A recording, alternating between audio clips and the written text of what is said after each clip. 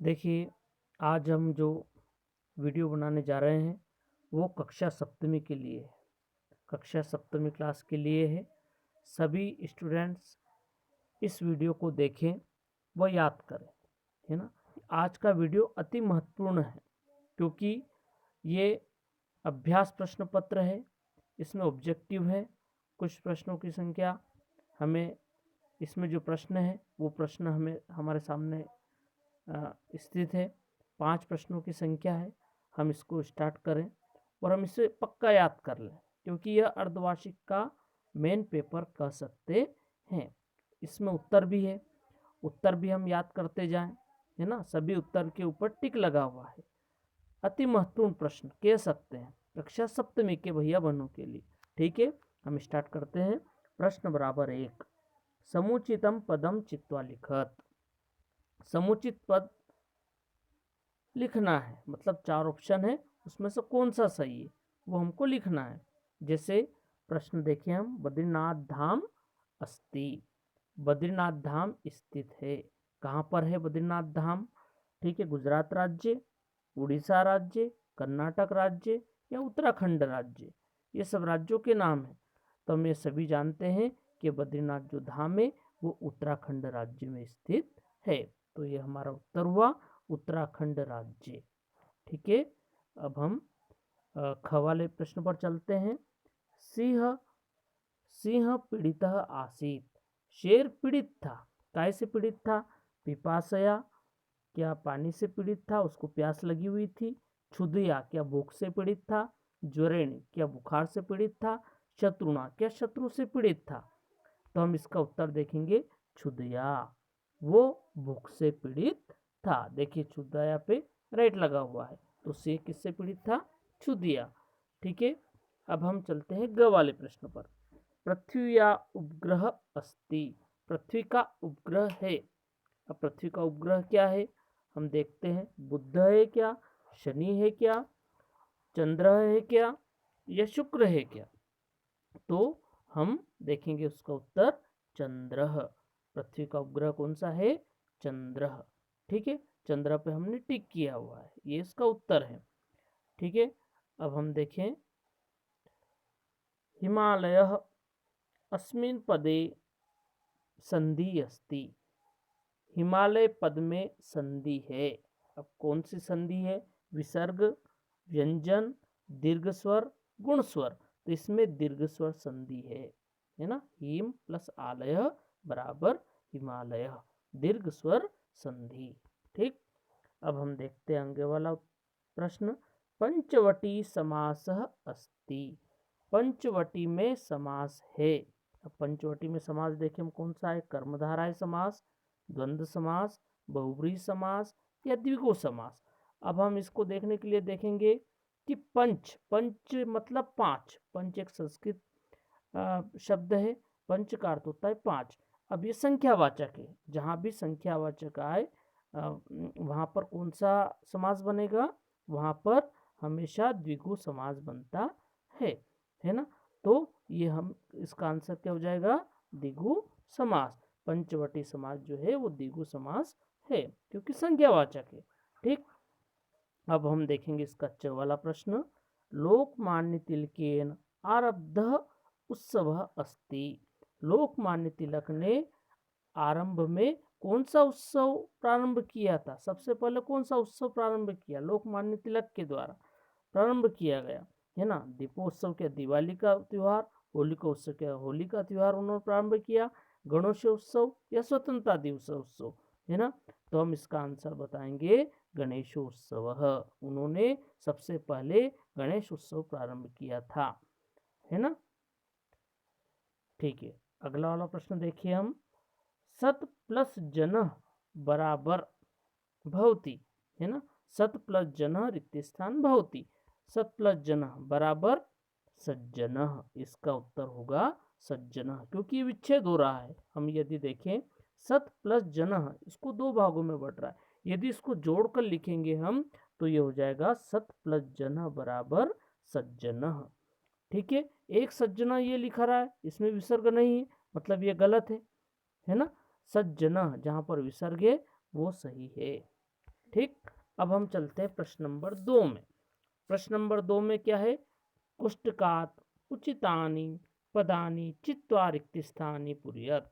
मतलब कोष्टक में कुछ रिक्त स्थान दिए हैं, कोष्टक में कुछ ऑप्शन दिए हैं और रिक्त स्थान सामने दिए हैं, उसमें से छाट कर लिखना है।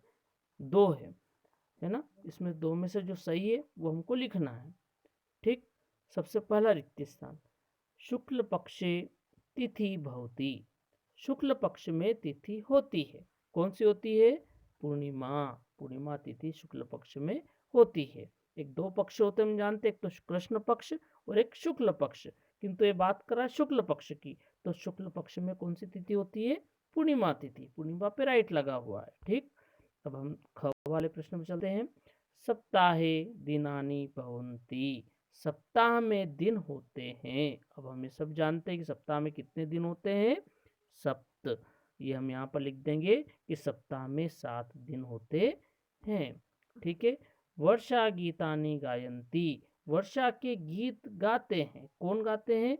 गायिका के गायकः, तो इसमें आ जाएगा गायिकाः, है ना। गायिका बहुवचन है, गायक एक वचन है, तो इसमें गायिका आएगा। वर्षा के गीत गायक गाते हैं।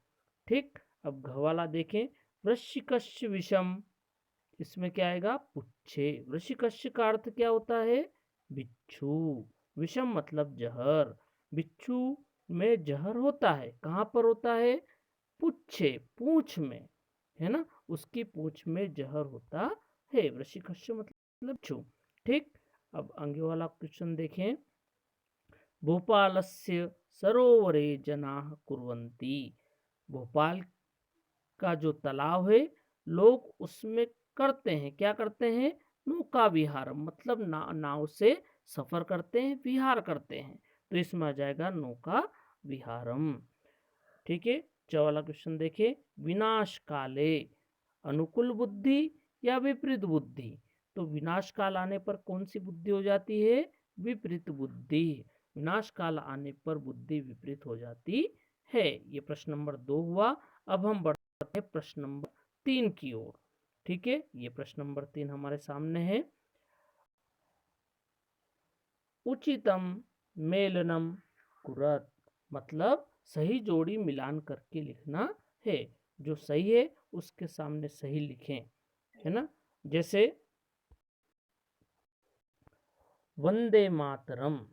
अब वंदे मातरम यदि हम देखें तो इसके जो रचिता है वो कौन है? बंकिम चट्टोपाध्याय, है ना। बंकिम चंद्र चट्टोपाध्याय इनके लेखक माने जाते हैं। ठीक है, अब हम देखें, अपतम दूरयानस्य। बहुत दूर को जाता है, कौन जाता है?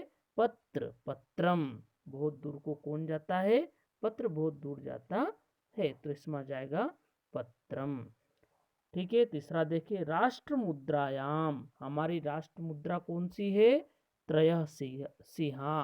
3 शेर, शेर का चिन्ह, त्रयः सिंहा, 3 शेर, है ना, कह सकते हैं। ठीक, ये राष्ट्र मुद्रा है। फिर उसके बाद मयूरः। मोर क्या है? हमारा राष्ट्रीय पक्षी, और हमारा राष्ट्रीय पक्षी माना जाता है, राष्ट्रीय पक्षी। फिर उसके बाद न से जिसका प्रारंभ होता है और न से जिसका अंत होता है, उस नयनम, है ना। न, है ना, नयनम, तो न इसका प्रारंभिक, न यह न भी इसका अंत, मतलब नयनम। ठीक, फिर उसके बाद राष्ट्रगानम। अब राष्ट्रगान हमारा कौन सा है? हम जानते हैं, जन गण मन, हमारा ये राष्ट्रगान है। ठीक है, यह हमारी सही जोड़ी हुई। सही जोड़ी के सामने आंसर लिखा रहे हैं, हम इसको याद कर लें। ठीक, प्रश्न नंबर 4। प्रश्न नंबर 4 का प्रश्न पढ़ते हैं, शुद्ध वाक्यानाम समक्षम आम, अशुद्ध वाक्यानाम समक्षम न इति लिखत। जो सही है उसके सामने आम लिखना है और जो गलत है उसके सामने न लिखना है। इसमें सही गलत, राइट और क्रॉस का चिन्ह नहीं लगाना है, इसमें हमको आम लिखना है और न लिखना है। आम का अर्थ होता है सही और न का अर्थ होता है गलत। ठीक है, जैसे पहला देखें हम, दुर्मुख पशुनाम वधम न करोति स्म। क्या दुर्मुख पशु का वध नहीं करता था? ये लिख रहा है कि न करोति स्म, गलत है, ये हो जाएगा न, वो तो वध करता था, है ना।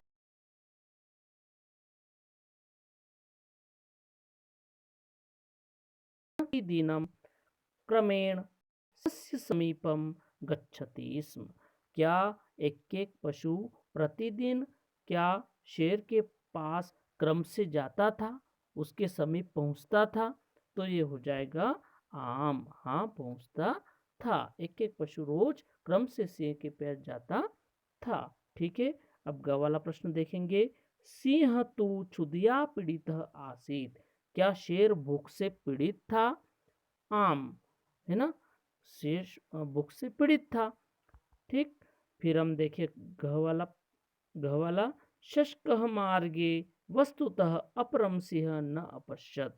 क्या खरगोश ने मार्ग में दूसरा शेर नहीं देखा था? आम, ये सही होगा। ठीक है, ये हम ध्यान रखें कि म जब भी लिखें तो म के पीछे हलंत लगाना न भूलें, हमेशा म के पीछे हलंत आता है। ठीक है, अब अगला देख ले हम। शशकः दुर्मुखम एकस्य गंभीरस्य कुपस्य समीपम अनियत। क्या खरगोश दुर्मुख को एक गंभीर कुएं के पास ले गया था? क्या गहरे कुएं के पास ले गया था? क्या गंभीरस्य मतलब गहरा कुआं, तो ये हो जाएगा आम, हाँ खरगोश दुर्मुख को एक गंभीर कुएं के पास ले गया, आम। फिर है चवाला, देखें हम, अति सर्वत्र न वर्जेत। अति क्या सब जगह हानिकारक नहीं होती, ये लिख रहा है न वर्जेत। अति सब जगह हानिकारक नहीं होती, जबकि होती है। सही इसका देखें तो अति सर्वत्र वर्जेत, किंतु न लगा हुआ है, ये आंसर हमारा गलत है, मतलब ये न। ठीक है, अब हम चलते हैं प्रश्न नंबर 5 पर। प्रश्न नंबर 5, अधोलिखित पदानाम विलोम पदानी लिखत। अब विलोम पद देखेंगे हम। विलोम का अर्थ होता है उल्टा या उल्टे शब्द, है ना। विलोम पदानी, गुण, गुण का विलोम हो जाएगा अवगुण। ठीक है, धैर्यम, धैर्यम का विलोम हो जाएगा अधैर्यम, अलग जाएगा, है ना। अधैर्यम, धैर्यम मतलब धैर्य रखना, अधैर्यम मतलब परास्त हो जाना। सत्यम, सत्य बोलना, असत्यम झूठ बोलना, सत्यम असत्यम, है ना। फिर यह सत्यम मतलब सही, असत्यम मतलब गलत। ठीक, ये भी कह सकते हैं हम। क्रेतुम, क्रेतुम मतलब खरीदना, विक्रेतुम मतलब बेचना, है ना। क्रेतुम का विलोम शब्द विक्रेतुम। फिर कठोरह, कठोरह का क्या हो जाएगा? कोमलह, कोमलह मतलब नर्म, कठोरा मतलब मजबूत, कह सकते। कठोर मतलब कठोर वस्तु, कोमला मतलब नर्म वस्तु, है ना। फिर नगरम, नगर, ग्रामम गांव, है ना। नगर का उल्टा क्या हो जाता है? गांव, गांव को संस्कृत में बोलते हैं ग्रामम, और नगर को क्या बोलते हैं? नगरम। ये 5 हमारे ऑब्जेक्टिव हुए, है ना। पांचों प्रश्नों में हमको 5-5 सभी में ऑप्शन है, 5-5 हम पक्के याद करें। और ये जो पेपर है, ये जो पेपर है, ये हम पक्का याद करें, क्योंकि यह पेपर अर्धवार्षिक परीक्षा के लिए अति महत्वपूर्ण है। जो आयोजित होने वाली परीक्षा है, उस परीक्षा में ये सभी आने वाले हैं। इसलिए हम सभी भैया बहन इनको पक्का याद करें। व इसकी पीडीएफ भी मैंने बनाई है, पीडीएफ फाइल भी आपको पहुंचा दी है, सभी का उत्तर उसमें मिलेगा। ठीक है, ये अभ्यास प्रश्न पत्र आज के लिए है। और हम अभी मैं 20 प्रश्न भी मैंने बनाए हैं। इस वीडियो के बाद हम वो 20 प्रश्न भी पक्के याद कर लें, क्योंकि ये तो सभी रिक्त स्थान, सही गलत, आम न, विलोम शब्द ये थे। अब वो 20 क्वेश्चन भी इस वीडियो के बाद मैं आपको दूंगा। ठीक है।